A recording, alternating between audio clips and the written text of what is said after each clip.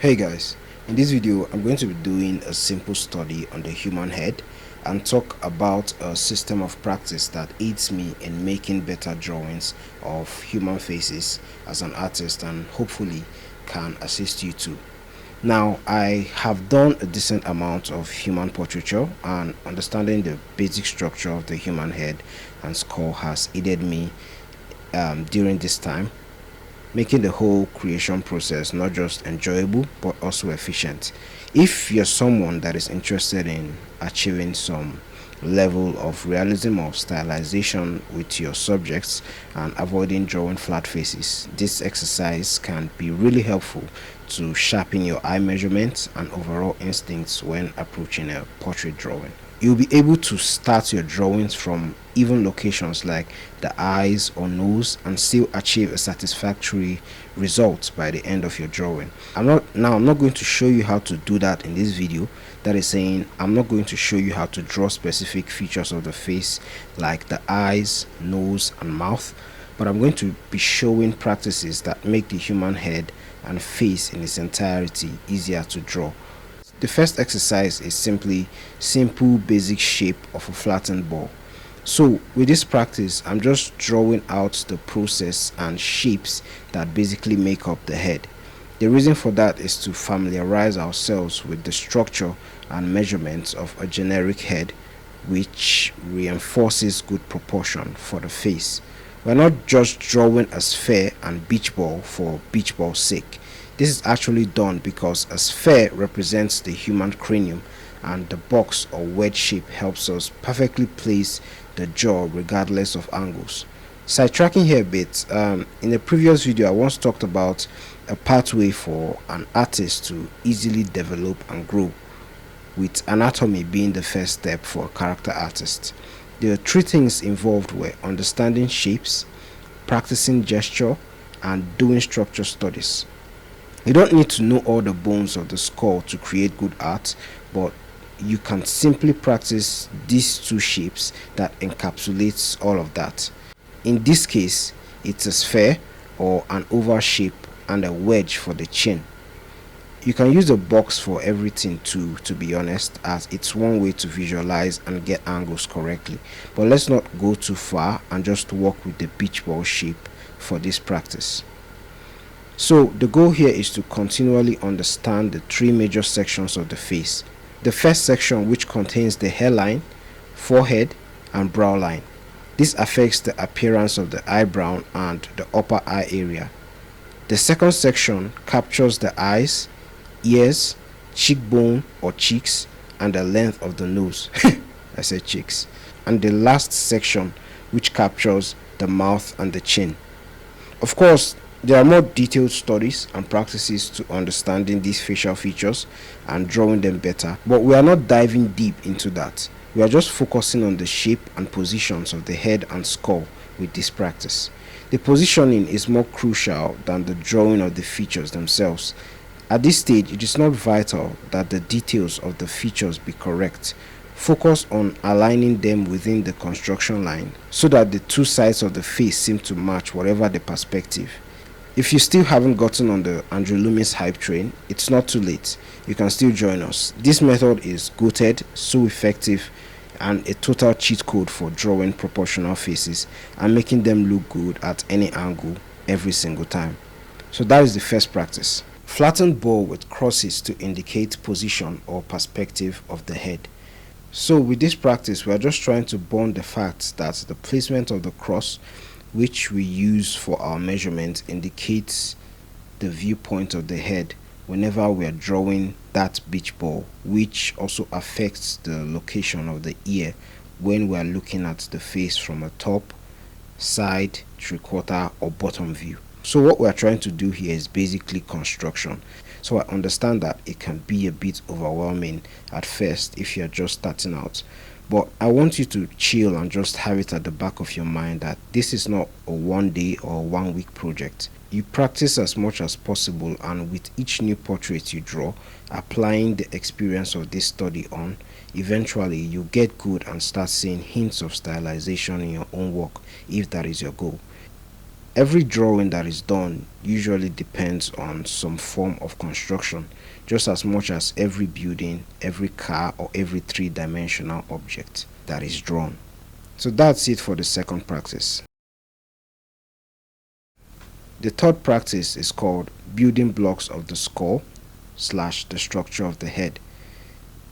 This is another fun practice to do to reinforce the understanding and help our approach when drawing the human head. Every building we see around us usually require a plan, and that is where the architect comes in with constructions and designs. But the things on the inside of that building, the things that makes it stand erect, that support its weight and gives that building its overall shape, are the framing of that building. The human body, in this case the head, also has a framing known as the skeleton, and there is a part of that skeleton which frames the head, and that is the skull. The skull is the structural framework of the head, and that affects how the head is shaped even if we don't see it. The muscles also affect the shape, but we are focusing on how the skull affects the shape of the head. The skull is made up of different parts put together to make a whole. Just like we broke down the head into different sections, we have to break the skull into sections and landmarks to understand the head and face as well. The first section is the cranium. The cranium has an ovoid or spherical shape depending on the view. The main things I note about this sphere is that it contains the cranium, which takes the top part of the sphere, and the sockets, which takes the lower part of the sphere, and that is where the eyeball will go. The second section is the maxilla, which emphasizes the upper jaw, the upper teeth, the roof of the mouth, and the nose. The third section is the zygomatic bone or the zygomatic arc. This bone helps indicate and form the cheekbone and the outer part of the eye socket. The third section is the mandible. This part comprises the lower jaw and the lower teeth. It is also the only movable bone in the skull. It is important for facial expressions, chewing, and speaking. There's a joint between the mandible and the rest of the skull in a sense that it makes a hinge movement whenever it separates in the process of chewing, talking, or expressing emotions. I would suggest that you get references that really captures these areas as shapes and practice drawing the skull in different angles with these shapes and structures in mind. So the steps are: draw a sphere, divide the sphere, put 2 Amazon boxes at the second half of the sphere, draw the pyramid of Giza at the middle of the Amazon boxes, and then draw shapes with a U in the middle spreading out its legs. The same way I draw out the steps for drawing the shape of the head, I'm going to apply that same approach for blocking out the skull, which means I'm using references, not just drawing from memory. I would, however, suggest that after you've done a couple sessions of this exercise, the next practice session, before you start, you can test your memory without using references on the shapes and structures of the skull and compare that with your final studies using references. The fourth practice is the head positions using a simplified skull. Another practice you can do is to take different references of people's faces and construct the skull in the same viewpoint of the reference you are using. You can do this for multiple photos. You can try this from memory or use an actual reference of the skull alongside you for guidance. I have this 3D app and it's free. At least I use the free parts of it for references. It's called Magic Poser. You can use something like this to get the different angles of the head and actually try to get the structure of the skull from that, or just use Clip Studio Paint 3D. And if you don't have that, you can just take pictures of your own head or do a video where you just record your head in different angles and pause or screenshot angles in that video to study. The fifth exercise is all about fleshing out the human face from the skull. If you are working digitally like me, you can use the previous skull studies you've made and then actually draw out the faces from the skull in a new layer. You add the eyeballs to see how the muscles and flesh actually packages all that scary sides that is our muscles and skeleton. You see in practice how the bones shapes the face we see. Get a reference of a head on different angles or viewpoints, something like a character sheet will do, and then draw what you believe a simplified version of the skull anatomy of that character would be before adding up the face. The sixth exercise is called drawing with planes. Drawing with planes for me is the single most important exercise that improved my paintings. It made understanding a person's face and then transforming that into a painting so much more easier. The two artist works that I looked at that helped me see this a lot in practice was Mazarat and Maybes Ruiz. I looked a lot at their drawing process and techniques and applied it to mine, especially how the planes help to add contrast between values. When drawing in planes, we look to give parts of the face squarish and angular shapes that captures the essence of the human head, which gives it more character. Andrew Loomis in his book said that planes helps us to maintain construction throughout the face and head within the construction lines or divisions of the basic ball and plane. The head becomes easier to draw in all sorts of tilted positions. By representing the head in block form, we determine the angles throughout the head. The planes are like chords from which you build music. They are basic and almost any head can be built on them. So the first step would be to get a reference that shows the Loomis planes of the face and draw it in different angles. That is, drawing the position of the planes in different angles to show where each feature of the face will be positioned in perspective using the construction lines and spacing that we practiced when we studied the beach ball and wedge shapes. There are two planes, the basic plane and the secondary plane. You could do studies of people's faces using these two planes. Another exercise under this practice would be to take references of different people's faces and draw the planes on them so that you understand the placement of each facial feature. Once that is done, you copy those planes for better understanding of that particular picture. The third exercise you can do is that you can use the Asaro head. So what this involves is that you get a reference image and then an Asaro head in the same head position, and then you work with those two references for study. The third exercise under this practice is that you can do more studies where you just draw a portrait with the planes in memory. If you are not confident on your memory of the planes, you can have it side by side to guide you as you draw. It is quite important to be able to draw even a simplified version of the planes from memory because it helps you to visualize them on whatever portrait you are working on without having to draw the angular planes outrightly. When you do about 6 studies, your art Byakugan opens, allowing you to see what is wrong with your drawing and how to fix it. Most times when you are done drawing, your instinct tells you that something is wrong with this drawing, but you just can't pinpoint what is off and how to fix that error.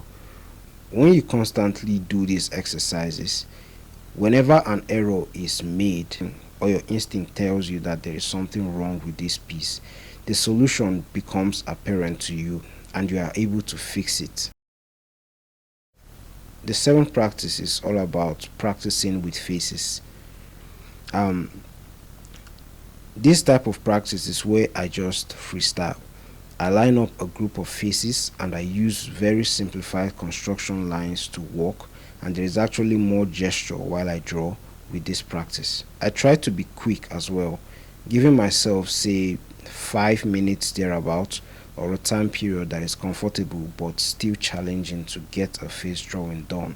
These drawings could look structure-like, they could involve skulls, but basically I'm just expressing myself with what I know.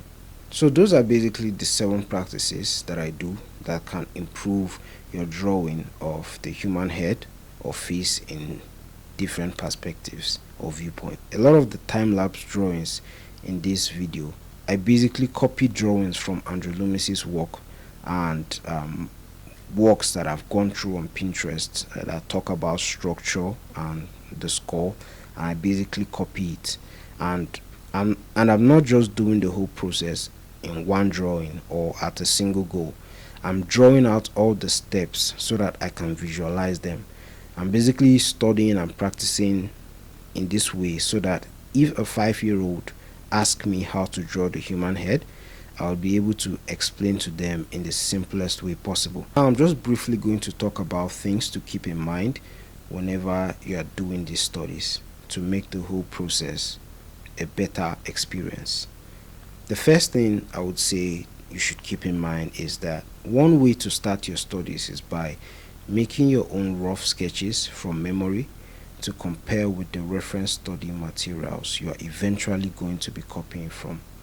So that is to say, whenever you are starting, you make your rough sketches. Let's say you take a picture of a person in a 3/4 angle, and then you try, let's say you're studying planes, you try to draw out the planes of the human head, and then when you're done, you take out a reference of the complete human planes of, or the structure of the human face with planes in mind, and then you compare what you've done with what an actual human plane looks like, and then you begin to see, and the more you do that, you begin to see how closely your own drawing of the human plane, which is the structure of the face, and that of the actual reference material looks similar to each other.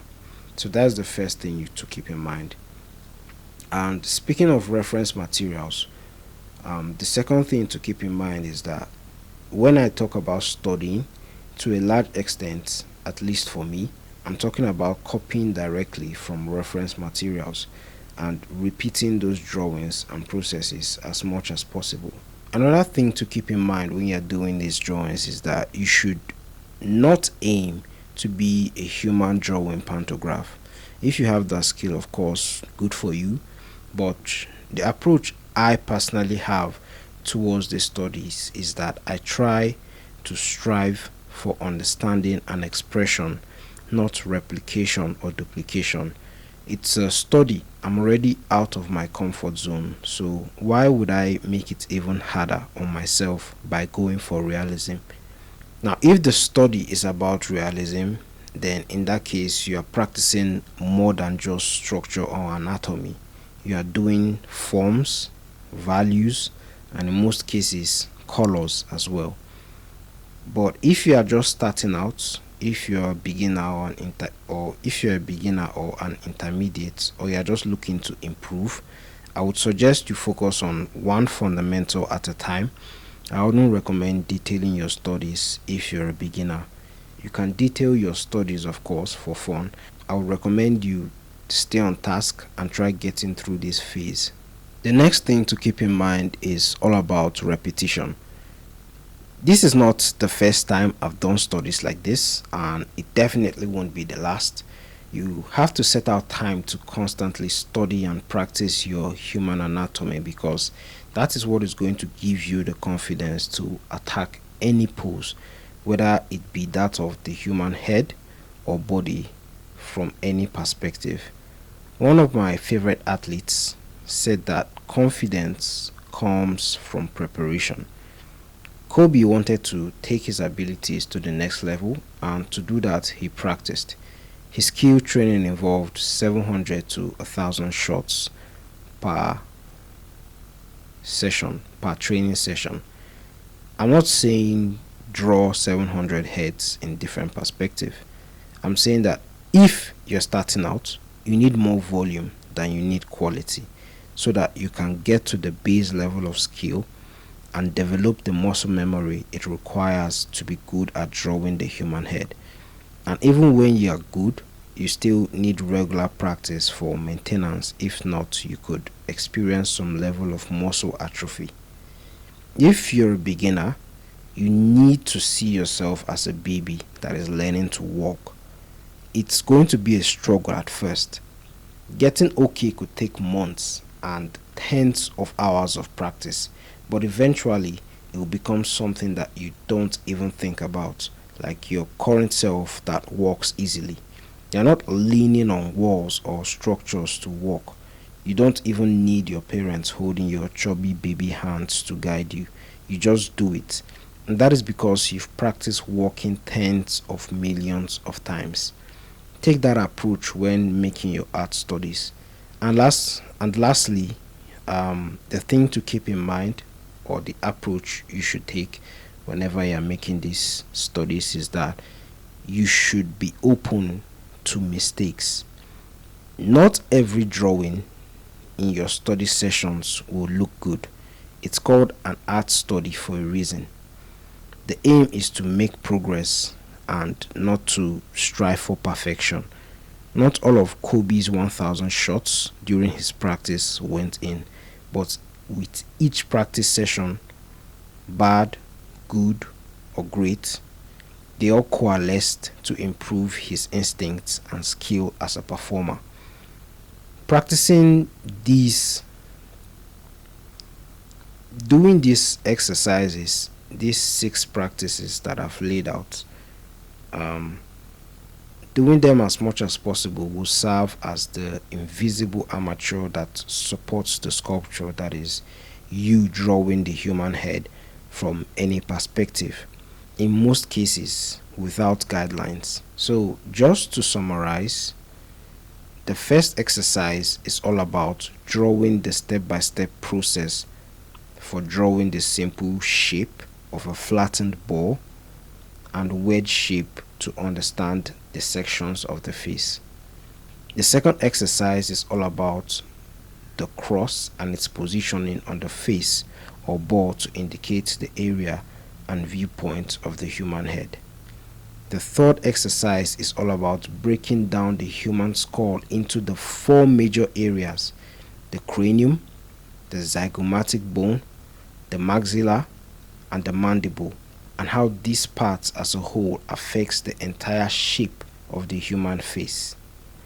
The fourth exercise is all about getting the full human head in different angles and trying to draw a simplified skull. You can try this with references at first and then without. You can use a character sheet of different head poses as references.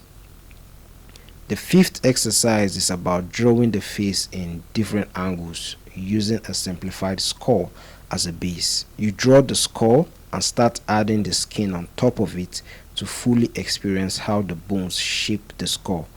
This can be done together with exercise 4. The sixth exercise is all about drawing in planes. This exercise forces you to draw in angles and squarish shapes that define the structure of the face. This exercise can be approached in 3 ways. The first way is by drawing the androlumis planes of the face, that is the basic and the secondary planes. And the second approach is by drawing the androlumis planes on different people's faces and then copying those planes to understand the face structure of that reference. The third approach is by using the Asaro head as a reference to get the planes of the picture that is being studied. And finally, the fourth approach is under this exercise. It's all about drawing a picture reference with the planes from memory and then checking up the Loomis method to see how well you did. The last exercise is all about practicing with faces, that is using different pictures of people's faces and expressing the knowledge you already have, however rough they are. You can draw the human head by using construction lines or by blocking out the skull to then adding skin on the skull. And most cases, in a lot of cases, I usually try to use gesture as much as possible during this phase. Most times people just skip this and just do the planes and just work on the 6 exercises. you could just pick a day and just focus on one of these exercises, and slowly you improve your drawing of the human face, because you know where each component of the face is meant to be. My favorite is the sixth exercise, which involves drawing with planes, because it's what has helped me the most whenever I'm approaching a drawing or a painting. Those simple planes of the face actually help me position my drawing in the best way possible. So whenever you do these studies and these anatomy studies, you see that it helps you understand the basic shapes that form the face. Like I said, anatomy is not all about cramming the muscles and bones of the human body, in this case the head. It's about understanding the basic shapes that helps to create the structure that forms the face, and those shapes and structures should be what is studied.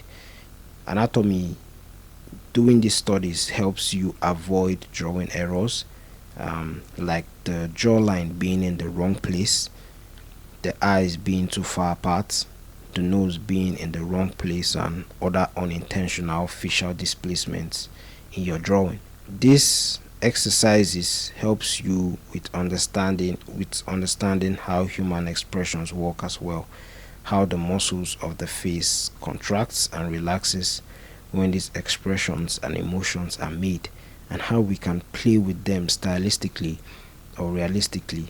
And if you end up memorizing a bit of human bones and muscles along the way, that is a plus. And to be honest, if you eventually practice a lot, you end up having a lot of these muscle groups and bones buried into your memory. So that is it, guys. Those are the exercises. If you got value from this video, please give it a like and subscribe. Click on the notification bell to know when I drop a new video. Remember, it takes a long time to actually get good, so be patient with yourself while still applying consistent effort. Rome wasn't built in a day, so keep drawing and stay creative, guys.